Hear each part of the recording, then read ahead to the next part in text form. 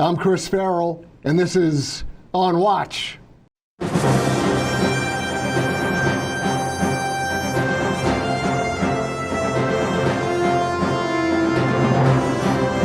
Welcome to On Watch, everybody, the Judicial Watch podcast, where we go behind the headlines to cover news and information that the mainstream media, the old legacy media, really doesn't want you to know about, where we try to recover some lost history and explain the inexplicable. Today, I've got great help to do all those things. I have with me my friend and colleague, Adam Lovinger.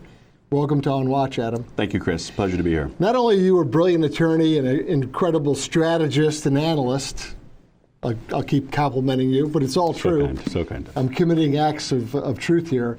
He's also the author of a new book that all of you need to go out and buy, and that's called The Insider Threat. Adam wrote this based upon his years-long experience dealing with the deep state political operators, chiefly in the Pentagon, but also in other entities like the White House, National Security Council, places where you worked. So Adam, you wrote this book talking about an insider threat, the deep state. It's a deeply personal story, isn't it? It is, absolutely. All right. So you're in the Pentagon doing strategic studies for an oddball little office called the Office of Net Assessments that most people have never heard about. Let's start there. Talk to us about what your experience in the Pentagon was, past tense. Yeah, so I was working at an office called the Office of Net Assessment, which I would describe it as a high-level strategy office. And in the course of working on that office for a dozen years, I'd gotten to know General Mike Flynn quite well. And we had developed this ongoing dialogue. And it turns out that what he was seeing in battlefield intelligence in the field, right, the pathologies that he was uncovering were the same that I was observing in this high-level strategy office. And that related to our wars in Iraq and Afghanistan, in that it seems that far too many government officials, including senior military officers, but also civilian leadership, far too many senior officials were not focused on winning these wars, but more on lining the pockets of their contractor friends, keeping the wars going, because war is a lot of business for a lot of interests. And for the record, we have not won a war since 1945. Correct. So it's not an insignificant strategic concern. That's right. That the United States appears to be unable or unwilling to actually win war, to have a conclusive, clear, compelling victory. We Correct. just kind of grind on into weird stalemates. Correct. And, what we were seeing is, not only was it the economic incentive, but also, people building their bureaucratic empires. And what I started to see during the Obama years, I was a civil servant in the Office of Net Assessment, so I was there for the entirety of the 8 years of the Obama administration, was also there was some foreign influence, specifically Russian foreign intelligence, and even an alleged Chinese spy who was, really sort of, weaving their way into this high-level strategy office. So just for clarity, this Office of Net Assessments, this is like the big brain guys. These are smart guys like yourself and others, and you're looking ahead to not what's the threat next year or in 3 years. You're looking at what should we be doing in 2050. Like long range, way down the line, big picture, and patterns and trends, those sorts of things. Yeah, and ultimately, the purpose of the office is to ensure that America is the leading power of the world. Peace through strength is really, I'd say, one of the mottos of the office, and it sort of relates to America's war plans, and that phase 3 dominance in all of America's war plans calls for America being able to control the battlefield at the end of any conflict. And if you don't have primacy in these conflicts, you can't do that. And so there was this real sort of erosion of that. And And the Office of Net Assessment during the Obama years really stopped doing net assessments. And these are the precursors to national security strategy. And so if you have no net assessments that are informing national security strategy, you don't really have a national security strategy, and you don't really know where you're going. And so you get these endless wars. And so returning back to where I was when President Trump won, this is when Mike Flynn was going to the National Security Council. He's like, Adam, I need you to come over to make sure that we have these net assessment informed strategies going forward, because he had buried far too many of his soldiers and seen far too many military personnel die in wars for which there was no strategy, and that was reprehensible. So General Flynn obviously was the chief military intelligence officer of the United States as the director of DIA. So he's keenly aware and sensitive to these problems.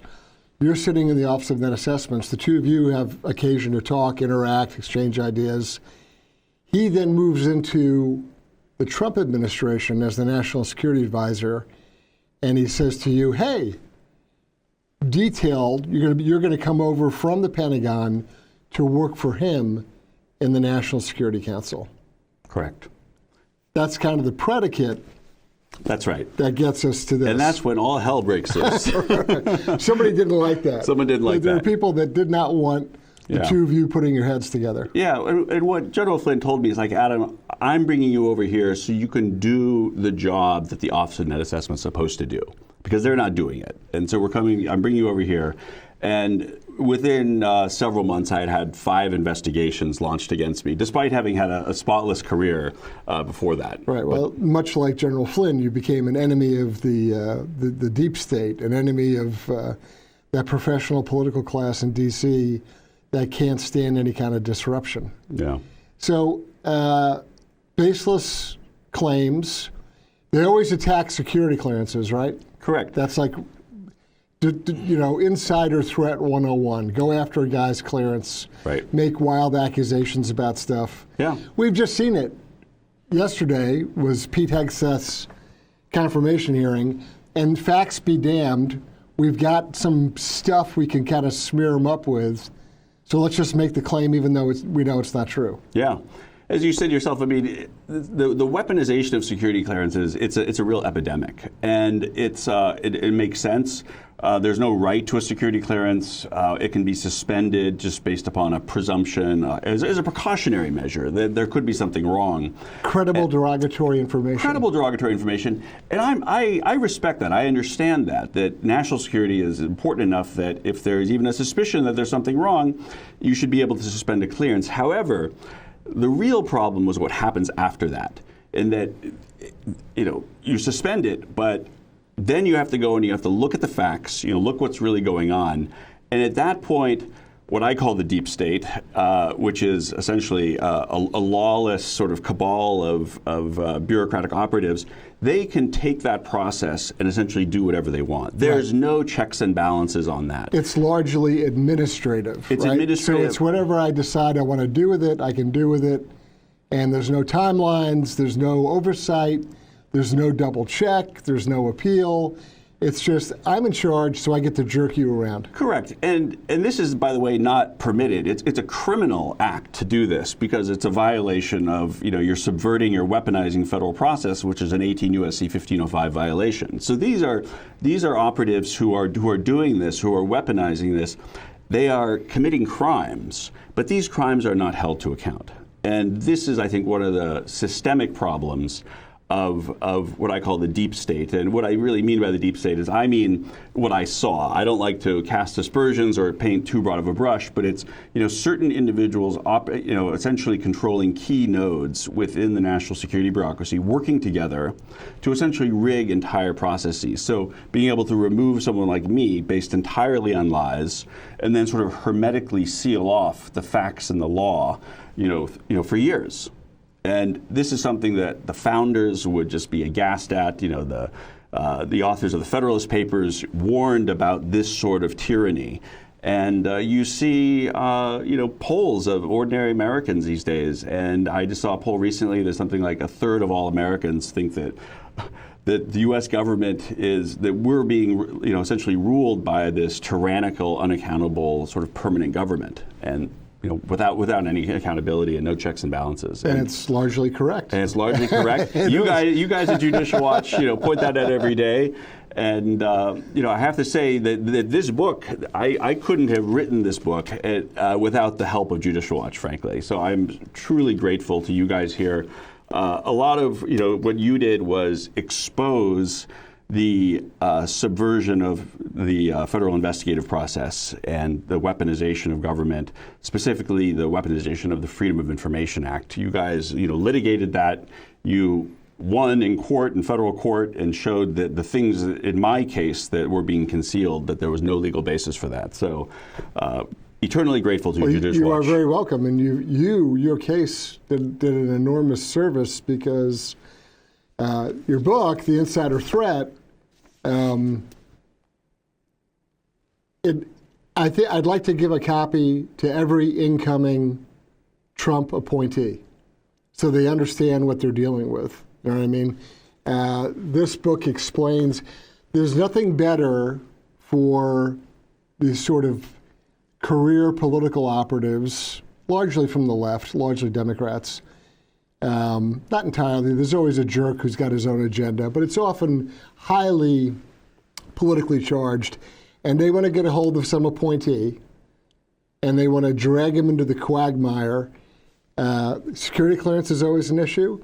The other thing that they will ding people on is time and attendance. They will claim that someone has lied about whether they put in leave or whether they were basically AWOL, absent without a leave, or they fudged their hours in some way. That's always, time and attendance is another great one that they go after. And then the third one that I always see looked at is some kind of travel voucher claim, where you went to Pittsburgh for a conference or something, and they say, aha, you claimed 7 extra miles. Or it's usually some extraordinarily insignificant, ridiculous thing. Yeah. And you say, well, yeah, because there was a backup on the interstate, and so I went around, and whatever it is, they will attempt to manufacture some crisis over something that's very ordinary, very explainable, not a big deal, or simply not even true. Yeah. Right? Just a falsehood, but they get to sling the mud, and then they put you in limbo. And then the other thing that's kind of sad, and I'll let you talk. The other thing that's kind of sad is the number of people in an office that the minute you're identified as being one of those people who run for the hills, who will abandon you, won't answer your email, pick up the phone, won't have lunch with you. They frantically run for the tall weeds and hide out because they're worried that they're next. Yeah. Yeah, and this has indeed happened to me. A very senior Trump official went around to various people in the National Security Council staff after I was yanked out and asked, hey, why didn't you go to Adam Levenger's aid? Why didn't you help? And he came back to me. He said, Adam, everyone was so scared that what happened to you would happen to them, and they stuck their neck out. And I don't really think that's so fair for a lot of these people who won't stick their neck out. And the problem is that there's a recognition that these people who are not sticking their neck out, they know that if they do something honorable, they stand up for the facts and the law and try to make sure there's due process, that they know that the process is so rigged, is so illegal, that there's no justice. And so when you have this sort of Soviet-style tyranny that's sort of growing within the U.S. national security bureaucracy, it doesn't bring out the best qualities in people, and that's a shame. It's very generous. And then that permeates the national security bureaucracy. And you were mentioning about time and attendance and travel vouchers, security clearances. What I found, of these 5 investigations, the very first one was launched against me. It was illegal, but the funny thing about it was that it actually incriminated my accusers. And so these guys were like, oh my God, we launched this illegal investigation. That's bad enough, but it turned out to incriminate them. And so they're like, we're going to cover this thing up. And then launched another one. And the second one was really being done. The investigative officer was the direct subordinate of my accuser, who was, himself, quite incriminated by the first investigation. And so, and ultimately, they were trying to find something I had done wrong, but in the end, in the final analysis, in large part, thanks to Judicial Watch uncovering the truth, we realized it was all lies. And I went through essentially 4 years of lies, and once one set of lies were too obviously lies, they sort of did away with those, and they came up with new ones. Right. And it's just something that it should not exist in America. I mean, I would hope that no matter what side of the aisle you're from, Democrat, Republican, this is not the country we want to raise our children in, right. And we have to do something about this. This was a years-long process. Multi-year, truly. Years long, 5 different investigations, all of them shot down, all of them proven to be false, misleading. Correct. No foundation for them other than to destroy you. Yeah. Very often the process is the punishment. Absolutely. Right? Absolutely. Because they want to grind you up. Yeah. Right? Yeah. They want to cost you lawyers, accountants, gray hair, yeah, ulcers. I mean, there's a lot of personal, you suffer because of this, right? Well, it wasn't a walk in the park. And it's definitely not something that I wanted to experience. But I do have to say, looking back on it, that first of all, it's really important to uncover and expose this rot in our republic. I mean, I have a legal background. I love the U.S. Constitution, our constitutional order. This is the best country in the world, and we can't let this country go the way of other great powers that have collapsed from within because of this internal rot. And so we have to fight this. So it's a good fight. It's a horrific fight. It's miserable. As you yourself mentioned, I had to rely upon Judicial Watch and pro bono legal representation to fight against a weaponized process that's being funded by the U.S. taxpayer. Right. Unlimited time. Unlimited fund. Unlimited exactly. money. Unlimited lawyers. Unlimited phony baloney administrative review boards and processes that they manufacture out of thin air. There is no process. We're going to invent one. Right. And we're going to appoint the guy in the office that hates you to be your investigating officer, right? I mean, absolutely. This is the kind of, when they really should, obviously. So my experience doing this is from a military environment. And, if you had what in the Army you would call a 15-6 investigation, which has to do with an Army regulation for doing investigations, you have to appoint a disinterested, of course, yeah, third party, some other commissioned officer from either an adjacent unit or some other non-involved, so the person can come in and say, so what's going on here? Right.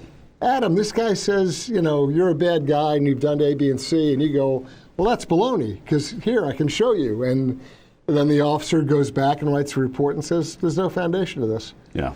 And it's 30 days and it's done. That's the way it should be done. Right. But for you, it's years long.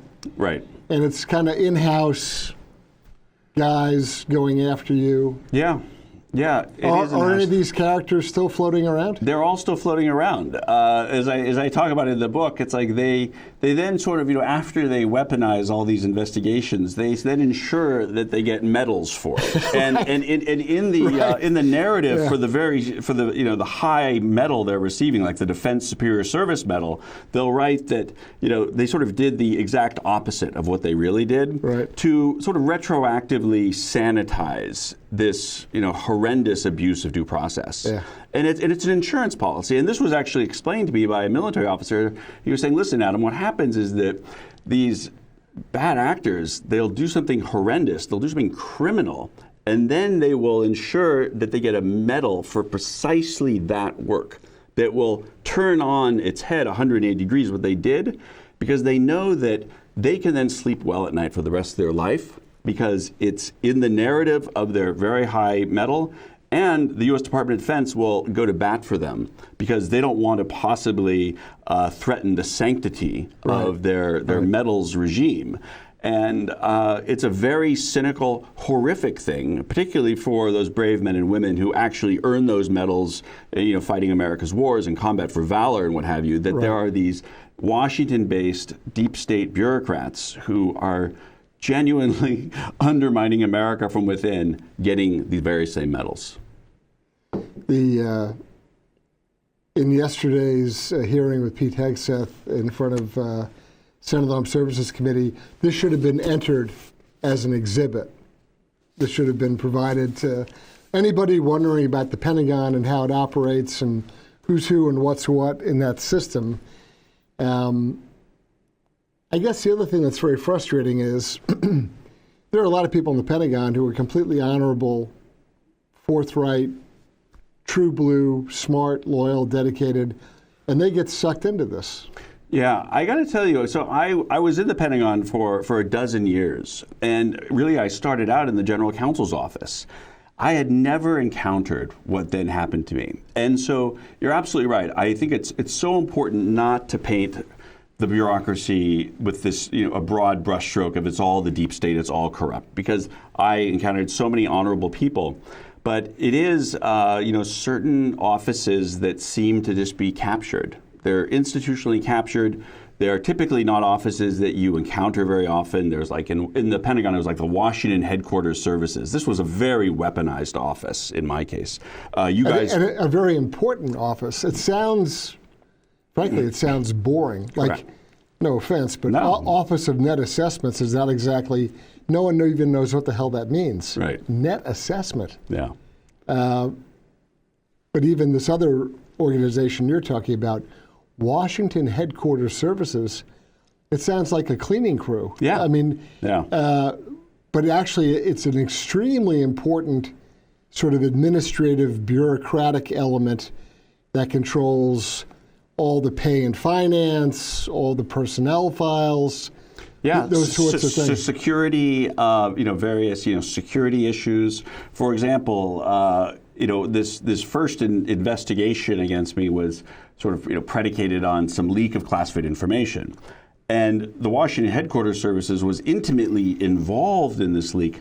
The problem, however, is that it had to do with a contractor leaking classified information. Well, who is responsible for that contractor? Washington Headquarters Services. Who's responsible for the security measures that are put in place to ensure that classified information is handled properly? Washington Headquarters Services. So now they're involved in the investigation. They're an interested party. But this is, part of the weaponization. Right. And you're absolutely right. I mean, these boring offices, Washington Headquarters Services, various personnel offices. Sadly, the Department of Defense Office Inspector General, this has been a highly weaponized operation. Yep.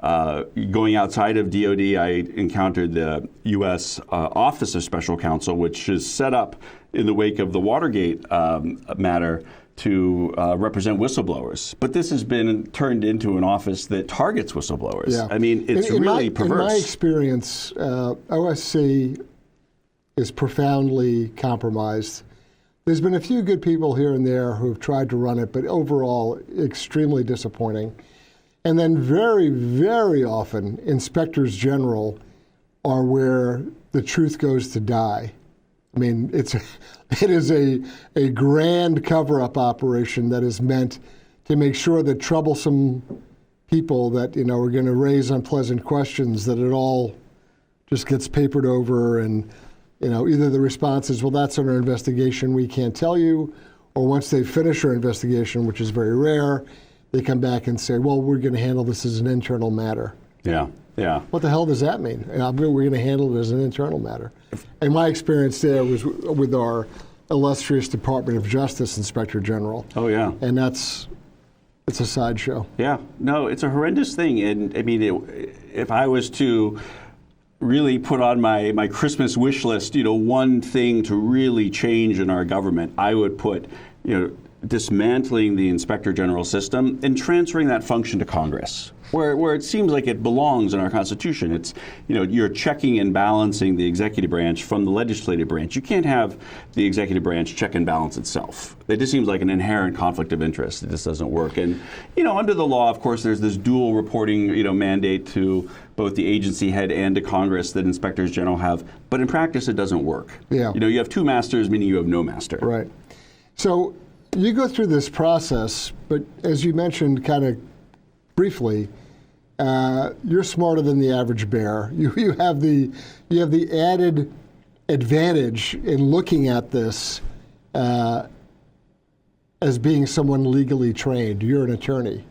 And so I don't know that anybody, in whether it's the Pentagon or whether it's State Department or someplace else, if they didn't have an appreciation for sort of the legal mechanisms, that they would have been able to fight it as successfully as you did.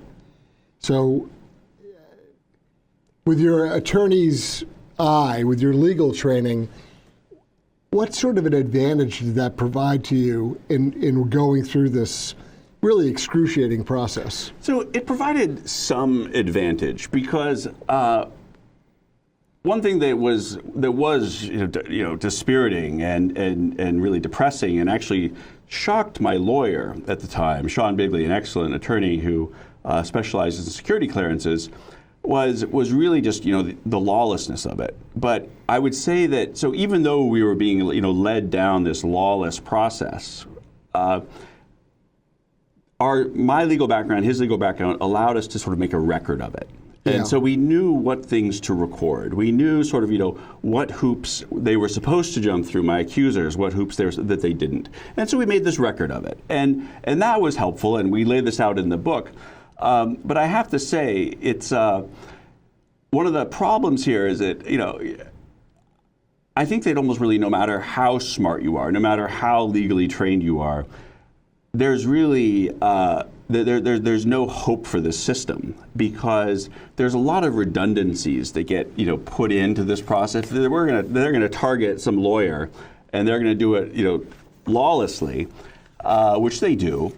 They'll just make sure that every chance, every time some sort of legal review or some appeal or some sort of appeal to some other authority comes up, that they will have rigged that process as well. And so one of the most, one of the clever but also rather perverse and sinister things that happened was that my accusers ensured that from the very beginning, the acting general counsel of the U.S. Department of Defense, Paul Kofsky is his name, was involved in orchestrating these illegal investigations. They did that, we realized several years later, why they did that, which was that I had my clearance suspended, then it was revoked, and then years later we were then appealing that revocation to an administrative law judge, this guy, Leroy Foreman, over at the Defense Office of Hearings and Appeals. And when Leroy Foreman learned that Paul Kofsky, his boss's boss, had orchestrated these illegal investigations, he nearly fell out of his seat. And at that point... Because there's no way in the world he's going to run counter to that. At that point, he stopped taking notes. Because, and it was clear to my lawyer and I that this was, it didn't matter what we said. It didn't matter what the law said. This guy's boss's boss had orchestrated these illegal hit jobs, and what's he going to do? Right. He hasn't been an administrative law judge for decades because he bucked this illegal system. Right. And sadly, I'll tell you, and I write this in my book, is how my lawyer, who was leading a security clearance law practice, has shut his law practice down. Because he, told me, he's like, Adam, just like a surgeon needs a scalpel to perform his trade, a lawyer needs the facts and the law to matter. And your case showed me that these people can get away with ignoring all that, and it just doesn't matter. And it's a very sad commentary. That's extremely sad commentary. Yeah, well. Did the Pentagon and all these characters, did they leak? Did they try to run a whisper campaign against you as well? Absolutely. No, one of the interesting things was, I had my clearance suspended on one set of lies, and then I was sort of put off. The Washington headquarters services sort of took hold of me and put me off in this little, back office because I'm a civil servant, and they were then, sort of under the gun to figure out, okay, well, that first set of lies doesn't really hold up. It's not really believable. So what they started doing was leaking sort of trial run charges to the press about me. And it's a clever thing to do this because they knew that I was desperate to get my career back, Sure. Because I knew that I was innocent and I knew that what they were doing was illegal. So they really sort of took advantage of that psychological anxiety to, all right, well, we're gonna test out this allegation against you and this one, and so they're leaking this to the press, knowing that I will be like, if that's what I'm being accused of, because I didn't know at the time what I had done wrong and what they were going to charge me with, that I would give them my best evidence to counter that charge. And of course we did, because we're like, I want to get out of here and I want to get my career back. So we gave them the best evidence, and that allowed them to sort of change which allegations. Keep morphing it. Exactly, right. exactly. Right. And it was it's a horrendous thing. It's a criminal act because they're leaking my Privacy Act information to the press, and that's a crime. And one of the sad things is that there were several times throughout my case when my accusers were leaking to the press my Privacy Act information, and by definition it's public knowledge at that point. And the leadership at the Pentagon just didn't do anything about it. They didn't investigate the source of that leak. They just didn't care. And this was during the Trump administration. I think there were some, loose ends that weren't really, working properly. But this is something we have to clean up. And, no matter, what political party you are, you got to ensure that these violations of the Privacy Act are not done with impunity. And then sort of the practical or sort of the political application of all this is that you showed up over at the National Security Council at the request. You were detailed, so you didn't become some other new kind of employee. You were still a Pentagon guy, civil servant, who was told your new duty assignment is over at the White House. Right. And so you go over there on detail, and the person that you're reporting to is General Mike Flynn. And of course, General Mike Flynn terrified official Washington at the FBI, DOJ, CIA level, because he had been director of the Defense Intelligence Agency. Yeah. So he knew all the little stupid pet tricks, the Jim Comey, Peter Strzok crap. He would have seen through that like in 30 seconds. Oh, and he was already getting to the bottom of it. He was already seeing through it. Oh, yes. Which is why there was a decapitation. Correct. Right? Yeah. They had to eliminate Flynn by any possible trick imaginable, Right. and sensationalize and controversialize and remove him, because he would have exposed all the stuff that was going on. And so they turn him into a monster. They make outrageous claims against him. But you're his guy, right? Yeah. Yeah. So Flynn, in the most ridiculous way, and of course people now know what was done to Flynn and why and how he was really terrorized the way that he was. And he's out of the office, but you're still sitting there looking up saying, wait a minute. Yeah. Where did my boss just got ripped out of here? You must have had this sense of foreboding that you were next on the chopping block, right? Yeah, well, I certainly did. And in the book, I call Flynn an existential threat to the deep state. Yes. And the reason why is that the election of President Trump was quite an extraordinary thing and a very refreshing thing, because here is an outsider. Trump is not a creature of Washington, D.C. He didn't have to sort of climb up the rungs of Washington power to and make dirty deals along the way so that the deep state could. He's not a Joe control. Biden career path. Exactly, right. Exactly. He can't be controlled by the swamp. He's an outsider. He comes in. However, what makes him so threatening to the swamp is that he brings in insiders like General Mike Flynn, a 33-year Army intelligence officer, former head of DIA, somebody who really knows the dirty tricks of the back alley, stiletto-wielding, deep state dirty tricks of Washington. He brings in this insider who is just as committed as President Trump is to right. cleaning up this nonsense, because he is so upset that this corruption has killed so many soldiers under his command Correct. in Iraq and Afghanistan. And it's a personal thing for him. He's really got the bit between his teeth, and he wants to take on this mandate of the American people given to President Trump to drain the swamp and bring back accountability. He brings in a few people that he's got confidence in, myself included, Derek Harvey and some others of the first sort of crop. And then, as soon as Flynn is taken out, the rest of us are gone. And the deep state has Washington so wired that it was the day after Flynn was removed that I was taking the metro down from my house, crossing over through Lafayette Square right in front of the White House, going into work at the National Security Council, and this Navy officer who I'd worked with stood up and said, "Hey, Adam, now that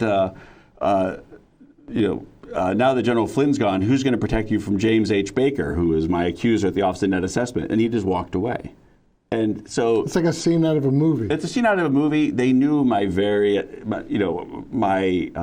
migratory path to work every morning, right. And it's a little bit eerie when you're watched like this.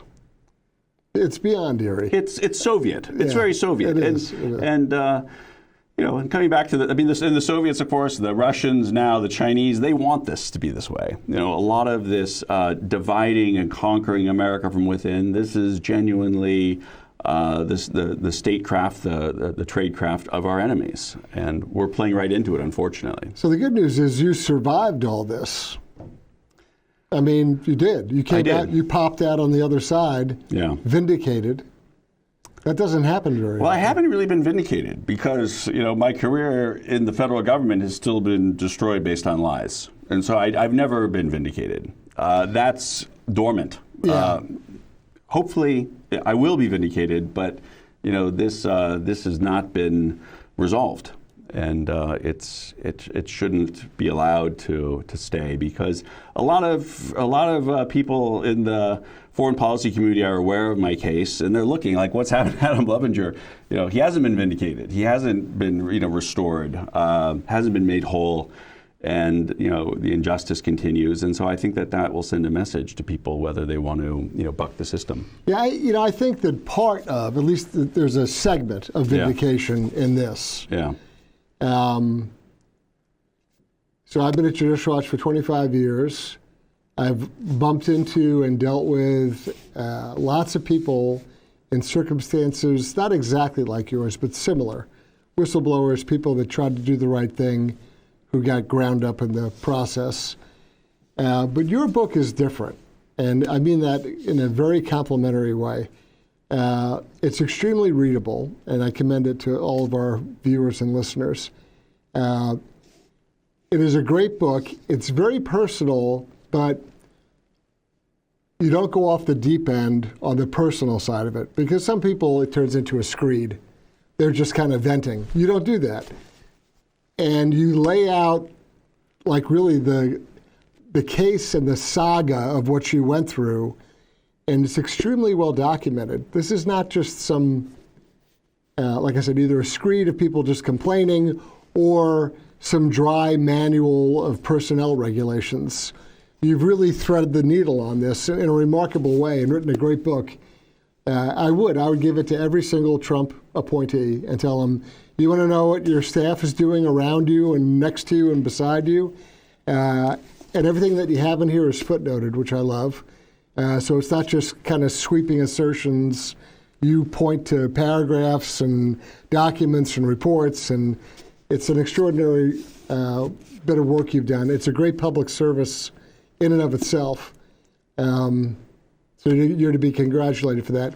Even if there isn't full vindication, you got the last word in writing this. So I think it's great. Thank you, Chris. I mean, and just on that, I really appreciate those comments.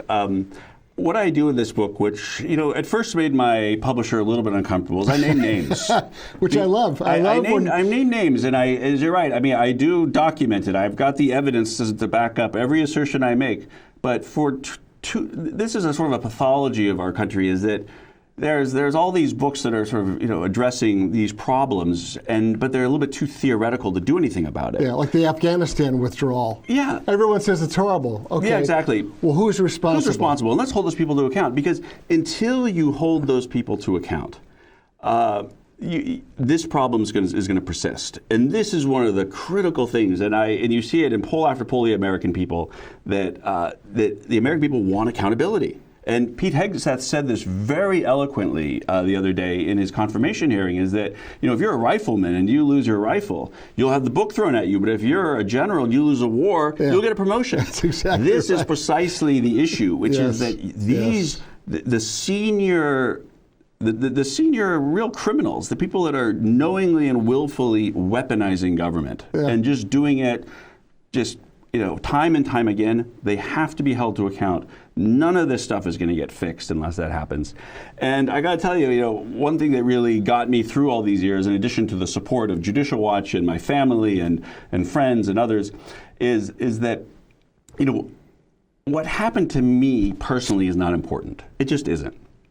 But what happened to me is part of a bigger problem. And so I really, in this book, I try very hard through every chapter where I'm just talking about me to say, this is not just about me, this is about this bigger problem. Look what happened to France after the Dreyfus affair, where they just covered all this up. Well, it fell apart as a great power. Look what happened to Rome when Rome became just beset by internal rot. It collapsed. And that there's a lot of rhymes throughout history of what's happening in America today is so Soviet, and of course we know what happened to the Soviet Union. It collapsed from within. Exactly. And it's incumbent upon us and to make sure that doesn't happen here.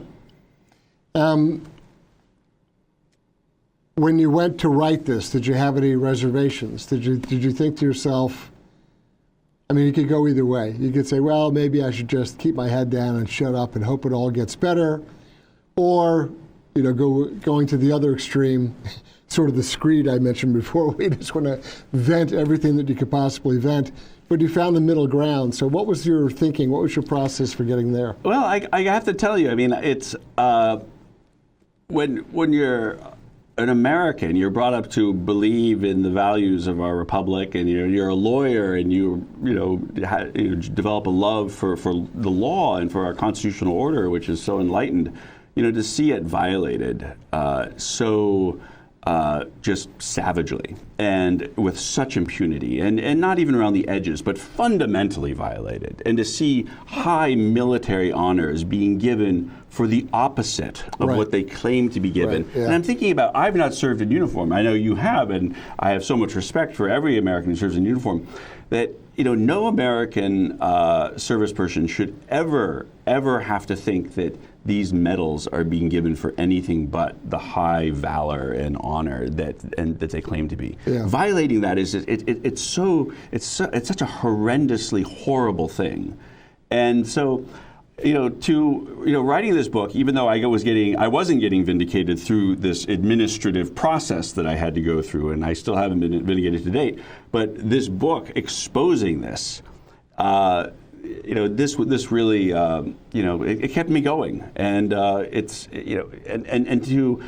a great fan of the Stoics, of the classical Stoic, tradition of Marcus Aurelius and Cicero and Seneca and these others, and turning a bad thing into a good thing. Yeah. That's so that they did not get the better of me. My accusers, these corrupt bureaucrats who remain mostly in office to this day in their positions, never been held to account. Of course. With their high-level security clearances, even though we have dispositive evidence of their criminality, they remain in office. Being able to expose them for what they are is important, and to turn a bad into a good. It's been attributed to C.Q. Brown, the current chairman of the Joint Chiefs. I don't know if he actually said it or not, but there's an attribution that at the Army-Navy game he met with President Trump, and his remark was something like, well, I'll be able to work with him, which I found astoundingly arrogant and completely out of touch. Because General C.Q. Brown doesn't work with the President of the United States. He works for the President of the United States. But it's just that sort of mentality. There's a lot of folks running around that five-sided building across the river here who just feel that they're very insulated and that no one can really get to them. I think they're going to be shocked in the short term here, in a very short period. I think a lot of them are going to turn in retirement paperwork, or they're going to look for other opportunities. Would you like fries with that? Might be part of what they're saying on a frequent basis. But there's going to be people that are going to get out, because I think there's going to be a real big systemic shakeup. I could be wrong, but I think so. But I just think of this attributed quote, and I can't swear to it, but it sounds like something that the current leadership, again, Hegseth pointed out, we won World War II with 7 4-star flag officers. We currently have 44 4-star flag officers, which is preposterous. But there's a lot of that. There's a lot of that. Yeah, and this is an important issue. I think it's really unfortunate that so many high military officers, senior military officers, but also senior civil servants can get to great heights, but doing pretty despicable things, or not putting the Constitution first, putting their own self-interest and that of their cronies first, and this is a problem. And this is not a new problem. This is a very old problem. Abraham Lincoln had to fire many generals for incompetence, but he did fire them, and that was important.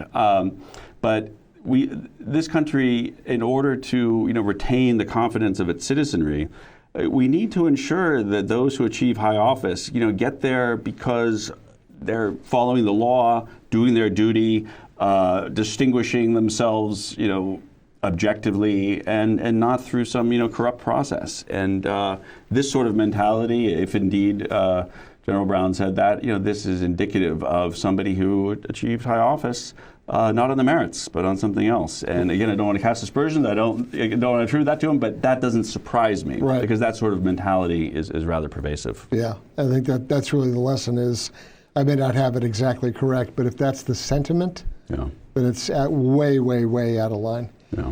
Adam Lovinger, you have done an enormous public service. Once again, the book is The Insider Threat. This is a critically important book. People really, truly, there's a lot of people that write books based upon their past experience doing X, Y, or Z. This is not just another book by some guy who did strategy in the Pentagon. This is a very important look at really the mechanics of Washington, D.C. And if you want to understand, Trump 47 and what he and the other people working for him are up against, this is literally the manual, the playbook to understand what the, like the title says, what the insider threat is. So, congratulations to you. Thank you. Again, everybody watching this or listening to it, you need to order a copy of this immediately, if not sooner. Read it and appreciate what this guy went through and the fabulous work that he's done in producing this book. So, besides this book, where can folks either follow your work, or do you have a website for the book, or what's the... Yeah, so I'm very happy to have anyone associated with Judicial Watch reach me on LinkedIn, and I'm associated with an excellent organization called the Gold Institute for International Strategy, and the book can be found on Amazon. The publisher, my superb publisher, Roger Kimball of Encounter Books, you can get on the Encounter Books website. Barnes & Noble, all the sort of the normal places, but it's readily available. And I even checked, if you order it, it's like 1-day delivery. So nice. They have it tomorrow. You have it tomorrow. We can send out an email quiz to people and test them on their knowledge of it. Adam, thank you so much for coming in. Thank you, Chris. Appreciate it. I'm Chris Farrell, on Watch.